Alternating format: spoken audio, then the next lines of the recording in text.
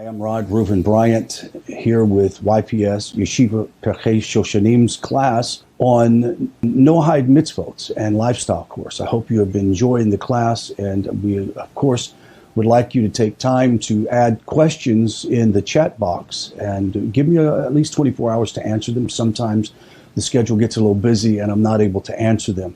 But thank you so far for the questions, observations that you have made. It really makes a difference. Also, we're notifying you to let you know that on Sunday night at 4 p.m., we're going to send an email out to you here just very soon. Every Sunday night, 4 p.m. Central Standard Time, we're going to have a Zoom schmooze session with other Noahides in the world so that we can talk and throw out ideas and ask questions and even do a little short studies together. So it's very important. This is the second installment of Noahide Identity, the Ger Toshav. Now, as we talk about this, there are a lot of opinions that go around the Noahide world about what's a Ger, what's not a Ger. And as we have analyzed in earlier or previous classes, there are many different types of Ger. And so it's sometimes can be confusing. And just as in the law of any country, there are nuances of the law that is very important for us to understand. And so as we go through and we enumerate the issues, for example, in this second installment of Noahide Identity, understand that this is about legal issues and not about personal and emotional issues.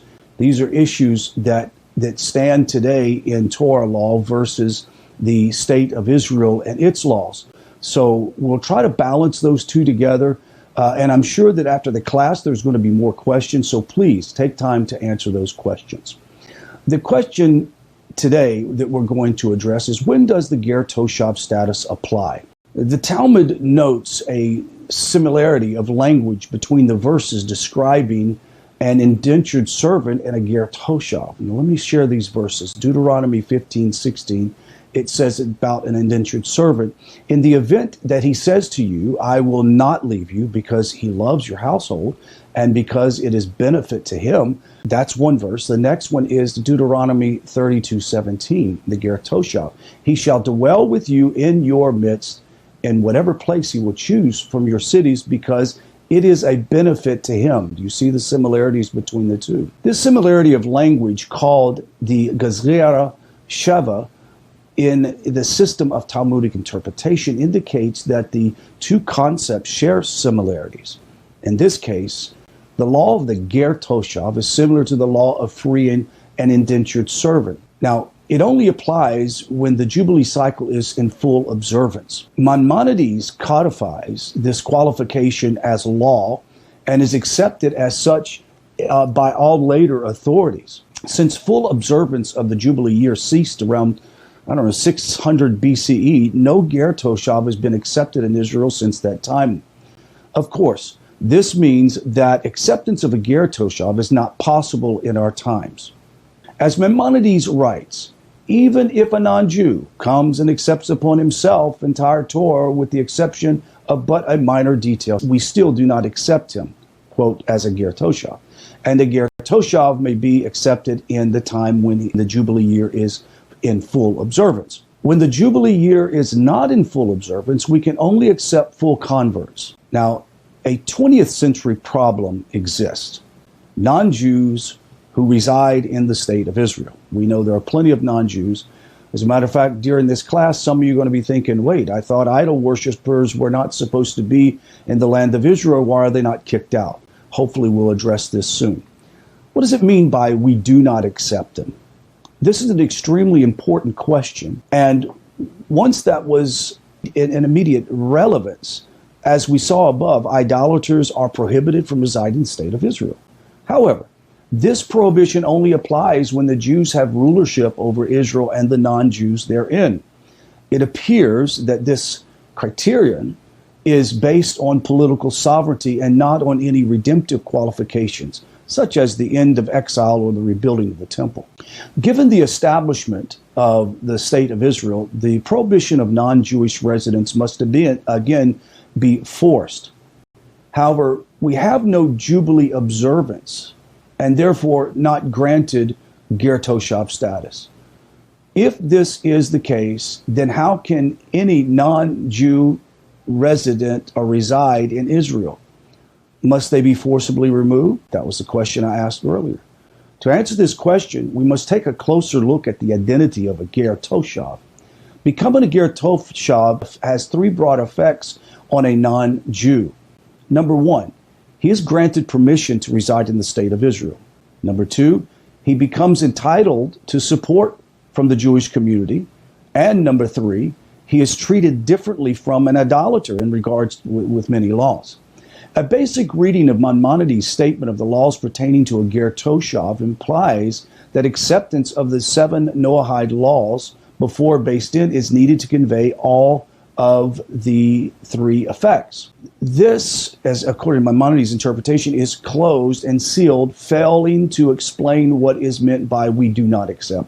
Quote, "We do not accept Ger Toshav unless the Jubilee year is observed," nor what is to be done with the mitzvot of a Ger Toshav. Rather, these are the mitzvot that are not in effect when the Jubilee is not observed. Some of them create leniency for him, that is the non-Jew, and in some create stringency. When the Jubilee is not observed, the non-Jew may even reside within cities in Israel. This is a leniency. We have no obligation to support him. This is a stringency. According to the Ravad, the inability of the courts to accept the Ger Toshav in our times is only for the purpose of obligating the Jewish community to sustain a Ger Toshav. Do you notice the difference? The Ger Toshav is not mandated for the Jewish community to sustain a Ger Toshav according to the ancient laws. The reason why is we don't have a temple, we don't have a Sanhedrin, and there isn't a redemptive sovereign government over the state of Israel. It appears that even without accepting of the Noahide laws before Beis Din, a Gentile may nevertheless live in Israel, provided that he keeps the Noahide laws. This is also the understanding of Tosafot and Rashba and the Kesef Mishnah. The Kesef Mishnah explains, however, that a careful reading of Maimonides reveals that Maimonides would even agree with the Ravad. That acceptance before Beis Din is only needed for the sake of entitling the non-Jew to support. It is not needed to allow a non-Jew to live in the state of Israel, in Israel. Therefore, when the authorities conclude that we do not accept Ger Toshav in our time, it means that the Ger Toshav cannot bind the Jewish community to support and protect him in Israel. Does that make sense? Some people have jumped to conclusions when they hear we do not accept Ger Toshav as, well, they don't accept the Noahide to come in and to be a part of Israel and the Jewish community. No, it's about a legal aspect of obligation that the Jewish community should support the Ger Toshav. Yet, if acceptance before Beis Din is only needed to qualify one for communal support, then why does the Ger Toshav receive the other two benefits, and residency and as a non-idolater? Well, the answer is that these two factors, which are actually one and the same, are automatic. That is, automatic consequences of non-Jews' rejection of idolatry.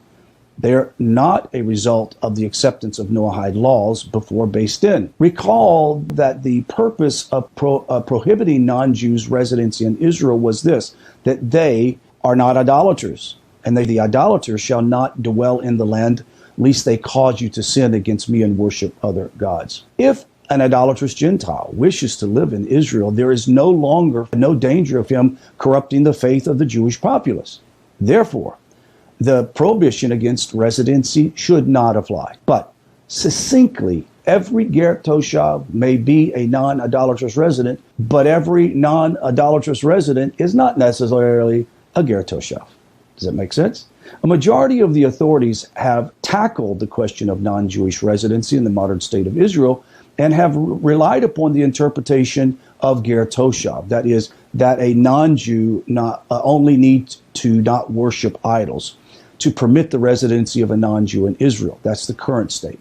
We must keep in mind that the necessity for deciding in practice the exact definition of a Ger Toshav has only become pertinent since the establishment of the state of Israel. Prior to this time, Torah scholars offered many possible understandings of the Ger Toshav, as we will soon see in the third lecture on Ger identity or Noahide identity.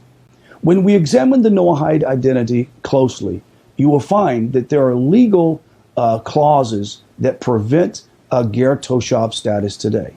However, in some local communities where a Noahide has rejected idolatry and shutuf, have taken upon them the 7 mitzvot categories of Torah understanding, and walk closely in observance to them, they are permitted to be a part of local Jewish communities. Now, it depends on what Jewish community and what part of the country and world. In some places, like Muslim countries, it is very difficult for a Muslim who is a Ger Toshav, is a Noahide, to participate in local Jewish community just because of the risk of death and calamity within the community. And then there are some Jewish communities across even the United States and in Western countries where they might be accepted in one town with one particular rabbi because of their relationship and may not be accepted in another town because it's just not a comfortable situation. And until we reach, an apex of understanding between the non-Jewish world and the Jewish rabbis and the Jewish people, we're going to have this constant struggle. There's going to be the slight consternation from the Jewish world that is not trusting of the non-Jew that comes in their midst. Why? Because, as I've said earlier, many just assume they're idolaters. Well, we're finding out in this course, and we're finding out throughout the current history of the B'nai Noach, that there are many hundreds of non-Jews who have rejected shutuf and idolatry, who've accepted upon themselves the mitzvot given to them by Moses from Noah, and now they are living pious, righteous lives, and should, in many ways, be accepted within a Jewish community as a Noahide. Now, that Noahide obviously understands his or her restrictions within a Jewish community. If they're a good student of Torah, they understand their place within a Jewish community. I think that most of them, all they are asking is for that local rabbi and the local Jews to help educate him or her in the ways of the Torah that apply for a non-Jew. And they would love to be a part of the Jewish community as much as Torah law would permit. So as we go on, the next class will be the third installment of Noahide identity. So I'll see you then. Shalom.